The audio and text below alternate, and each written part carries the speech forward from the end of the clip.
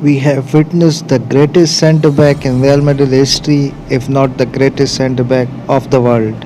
Real Madrid have announced the departure of Sergio Ramos. Ramos को farewell मिला जो मुझे फेयरवेल लगा नहीं, बट ही वॉज स्माइलिंग और एक इमोशनल फेयरवेल था. Ramos said good bye to his teammates, coaching staff and the president. और उसने कहा it's not like a good bye, it's more like a see you later because one day I will return to the club. Ramos ने 19 साल की उम्र में real Madrid join की, अगर मैं मिस्टेक नहीं कर रहा. Since then he became club greatest ever defender. Ramos named FIFA World 11 for 11 times, जो कि एक रिकॉर्ड है किसी भी डिफेंडर के लिए. Ramos also named La Liga best defender for the 5 times.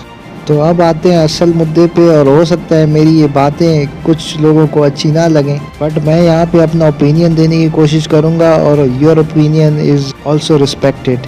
जब रियल मैड्रिड ने 1 साल का कॉन्ट्रैक्ट एक्सटेंशन दिया था रामोस को, literally I was the one saying कि if Ramos loves Real Madrid तो उसको कॉन्ट्रैक्ट एक्सेप्ट कर लेना चाहिए. और जब वो नहीं कर रहा था तो आई was the one who criticised him. लेकिन यार आज जब हमने फेयरवेल में रामोस के जो स्टेटमेंट्स मैंने जो पढ़े हैं, मैं फेयरवेल नहीं देख सका लेकिन मैंने जो स्टेटमेंट्स वगैरह पढ़ी हैं, तो उसमें रामोस ये कह रहा था, उसमें ये बात पता चली है कि he wanted to renew but club said offer is off. यहाँ पे सारी रिस्पॉन्सिबिलिटी क्लब मेंबर्स पे आ जाती है कि भाई वो कोई एरो गैरू नत्तू कैरू तो था नहीं, वो रामोस था, वो आपकी टीम का लीडर था. अगर वो कॉन्ट्रैक्ट साइन करना चाह रहा था, अगर टेबल पे कॉन्ट्रैक्ट था भी नहीं, तो क्या उसकी वजह से वापस नहीं आ सकता था? वो सेम कॉन्ट्रैक्ट जो आप उसको ऑफ़र कर रहे थे वो वही साइन करना चाह रहा था, 1 साल का कॉन्ट्रैक्ट विद 10%. तो कॉन्ट्रैक्ट टेबल पे वापस क्यों नहीं आ सकती थी? और I also want to blame his agent कि भाई तू क्या कर रहा था. ठीक है, मैं ये बात मानता हूँ कि प्लेयर इतना इन्वॉल्व नहीं होता कॉन्ट्रैक्ट लेवल में, बट एजेंट्स इक्वली इन्वॉल्व होता है क्लब के साथ. अगर रामोस को नहीं पता था तो उसका एजेंट क्या कर रहा था? And we wants to sign Mbappe. भाई क्या लगता है आपको, क्या लगता है कि एम्बापे इस प्रोजेक्ट के साथ आएगा इधर?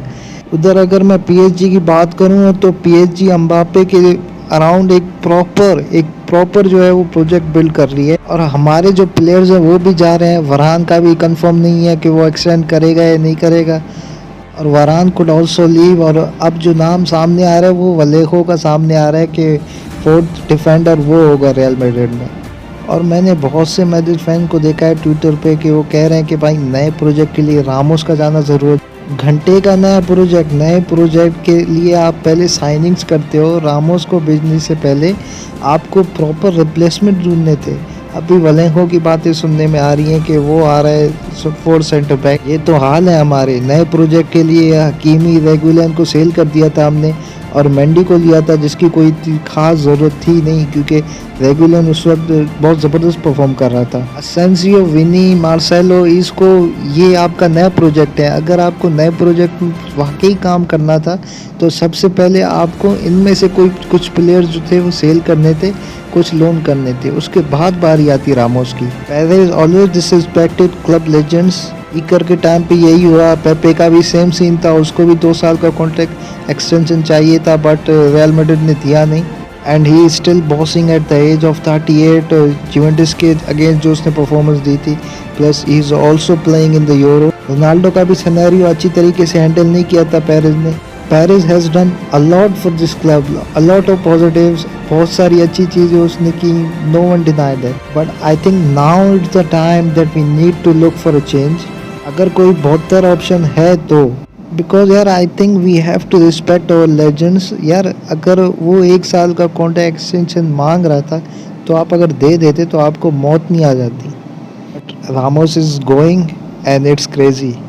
और let me know in the comment section that what your guys opinion और what do you think. until next time, Hala Madrid.